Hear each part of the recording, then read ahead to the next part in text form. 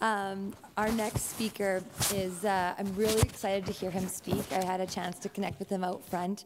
I teach self-mastery, which I define as the alignment of mind, body, and consciousness, shifting people's perspectives to understanding that they're not their thoughts and feelings, but rather the consciousness observing them, having a human experience. And I feel like Gordy has a lot to share in this realm. So I would like to introduce Gordy Bal. He's the founder of Conscious Thought Revolution, CTR, and Exploration Center. His work is dedicated to the measuring and expanding global levels of human consciousness. I'm very excited to hear you speak. Thank you, Gordy. There you go.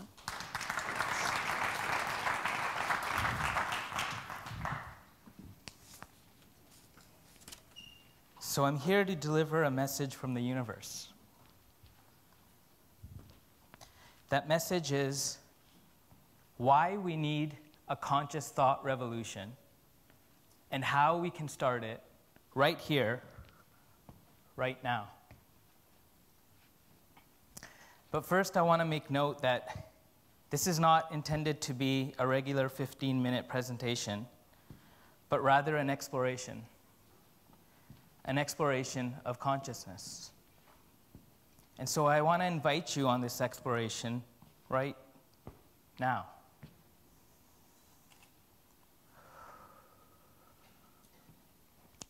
As I'm pacing here, letting words come out of my mouth, pay attention and notice that there is an inner voice inside your mind that is on autoplay. Might be saying things like, "Who the heck is this guy? I'm hungry. It's going to be a fun party tonight." Or something like that. As you pay attention to this voice, I want to ask you and invite you to ask yourself, do I have the access to transcend this voice? My name is Gordy Bal, and I've been exploring the nature of reality and consciousness for over a decade. This is my amazing wife and 3 lovely boys.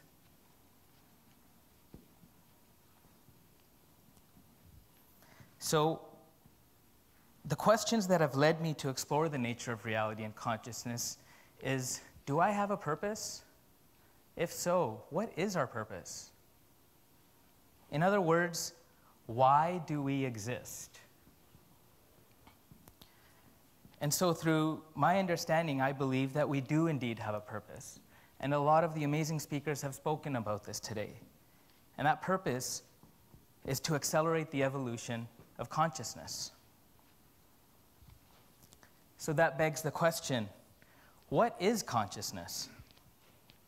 I'm not going to stand here and pretend I have all the answers to this complex question, because I too am just still exploring. But what I will propose is a very simple model of consciousness that we can apply to our reality right now. This model of consciousness has 4 states. The first state is that life happens to me. As I share these states with you, observe when you yourself are inside of these. This is the state where we're a victim. We are a byproduct of our environment. We blame others. We blame our parents, our family, our kids, our siblings, our coworkers, our employees. For me, I grew up living in this state because the lens through which I perceived reality was, why don't we have any money? Why is there so much violence in our house? Why do I get bullied at school? Why is life unfair? The next state of consciousness to explore here is that life happens by me. And a lot of the entrepreneurs in this room resonate and reside in this state majority of the time. This is where we realize that we have a false sense of control, and so that we can contrive and achieve and build and create and fire and hire to achieve something. In most cases, though, what we are doing is we're trying to satisfy our ego. The next state of consciousness is life happens through me. Now, this is the state where you may realize that you're here for something bigger than yourself. And you're a conduit for a higher level of awareness that's trying to experience itself through you. You may observe that in this state, things like synchronicities become more and more familiar. For me, this state became quite apparent when I started to meditate and create the space between myself and my thoughts. And the last state of consciousness in this particular model that we're exploring is that life happens as me. Now, this some refer to as unity consciousness, oneness. I can't claim that I've reached this because I still have a lot of issues. But you would think of someone like Buddha, Jesus, maybe Eckhart Tolle. I'd invite you throughout the rest of your weekend to just explore and see what it would be like if you experienced life as happening as you.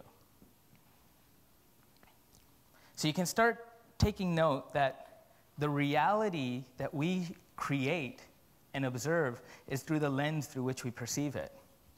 And these lenses and these filters are thoughts. So here's a question. Are you having your thoughts? Or are your thoughts having you? So now that we have a basic framework and model to use for consciousness, why is our purpose to accelerate the evolution of it?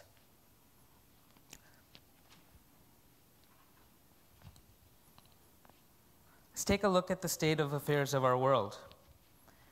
Pick any systemic problem that we have: war, hunger, starvation, illiteracy, climate change, poverty, you name it. There's a root cause of all of these issues, and that is our collective state of consciousness, or unconsciousness.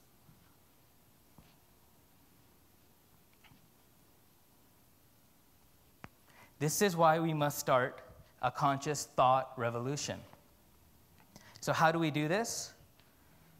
Well, first we must raise our awareness for our mental, emotional, physical, and spiritual well-being. I'm going to use MEPS as the acronym for this. So how do we assess our mental awareness? Well, we can ask ourselves very simple questions, such as, what are my thoughts saying right now? Are my thoughts empowering or disempowering? Can I choose different thoughts? How about emotional awareness? How can we assess our emotional awareness? And how can we raise it? Well, we can ask questions like, what am I truly feeling right now? Am I feeling this feeling, or am I thinking this feeling?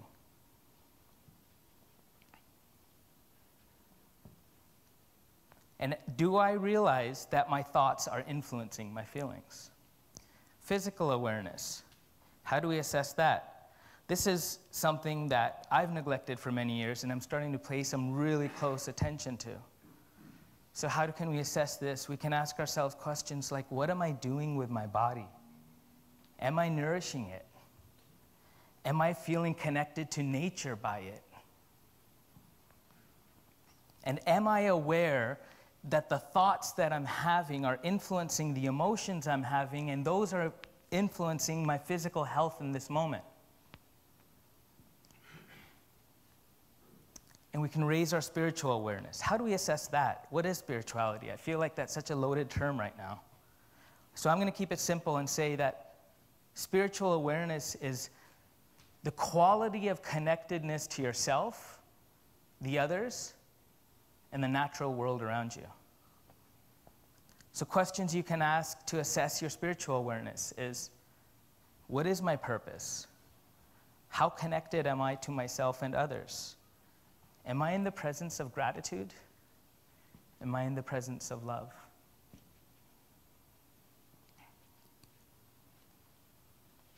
So as you can see, if we begin to raise our mental, emotional, physical, spiritual awareness, we can begin to raise our own consciousness, and as a result, raise collective consciousness. There's an ancient mystic poet by the name of Rumi who has this quote that really resonates with me.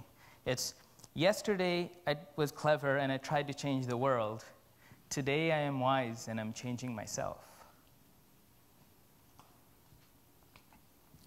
We just explored one simple model of what I call hacking your consciousness.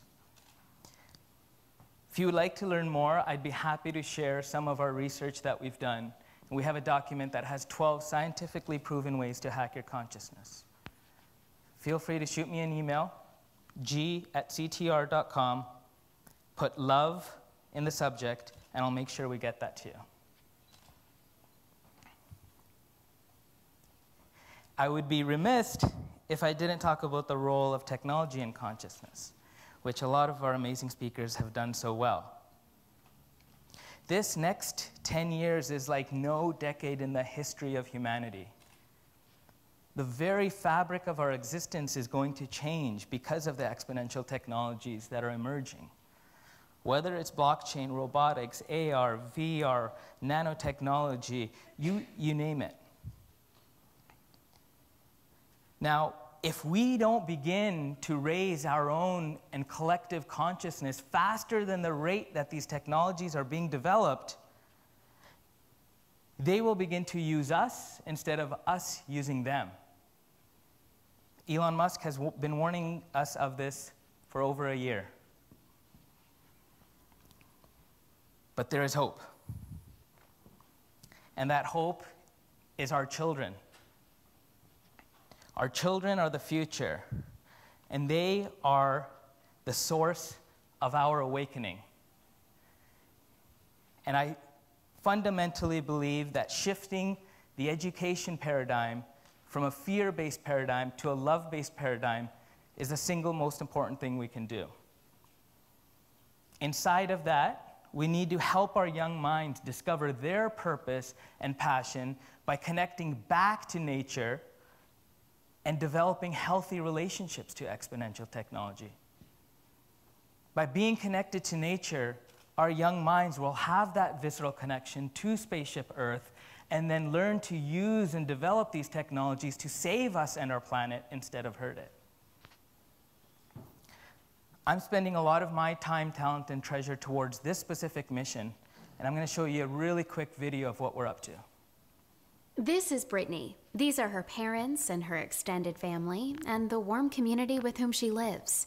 They've all worked together to foster Brittany's intelligence, imagination, and independence. Because of them, Brittany has a thirst for expanding her mind at every opportunity, and will ultimately grow up to solve the problems of tomorrow. There's only one thing standing in the way: school. Yup. Traditional educational institutions, those lumbering, dangerous dinosaurs, slow to change and bully-ridden, perfect for forcing square pegs like Brittany into round holes. These braying prehistoric beasts were useful once when working, not thinking, was the modus operandi, and fear, not love, was the chosen method. Now these institutions churn out disenfranchised humans with a lack of clarity on their role, on a planet and universe they don't belong in. The boring, irrelevant, hyper-grade-focused, sage-on-the-stage framework is undoubtedly obsolete. The place today's students are learning environments based on love, ones that help each individual child become who they were meant to be. Welcome to Exploration Center, where trust, kindness, compassion, care, and curiosity drive students and teachers alike to open their minds and absorb and create new ways of thinking. Our vision is simple: create exploration centers throughout the world so as to introduce a world of wonder and infinite possibilities to kids like Brittany. We take a love-based model that lets the newest generation of leaders discover their own superpowers. Young minds are encouraged to connect to their souls and discover their purpose and passion.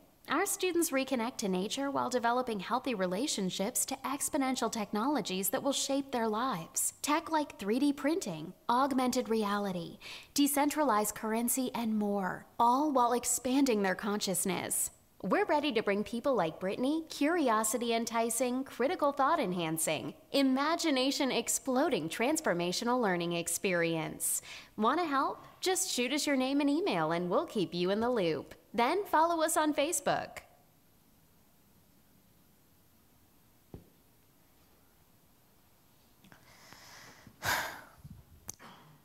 So when I started, I said I would share why we need a conscious thought revolution and how we can start right now.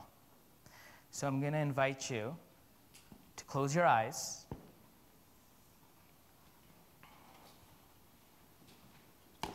and check in with that inner voice. Notice that the thoughts are happening. They've always been happening, and they'll always be happening. As you're noticing them, ask yourself this question right now. Am I in the presence of love?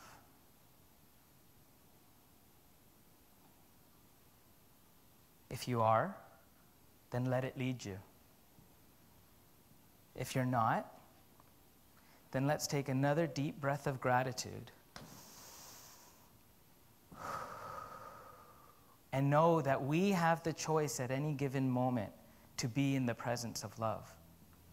And the moment we choose to be in the presence of self-love, we disrupt the automatic thought patterns and begin a conscious thought revolution.